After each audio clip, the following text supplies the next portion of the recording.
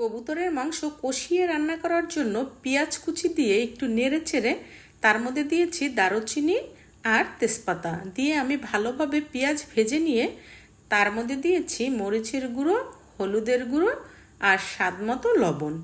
তারপরে দিয়েছি আমি গরম মশলার গুঁড়ো, সাথে জিরের গুঁড়ো দিয়ে একটু নেড়ে চেড়ে দিয়ে দিয়েছি সামান্য পানি দিয়ে এই মশলাটাকে আমি ভালোভাবে কষিয়ে নিয়েছি। মশলা কষানো হয়ে গেলে আবার আমি পেঁয়াজ বাটা দিয়ে দিয়েছি, রসুন বাটা দিয়েছি, আদা বাটা দিয়ে আমি মশলাটাকে ভালোভাবে কষিয়ে নিয়েছি মশলার গন্ধ দূর করার জন্য।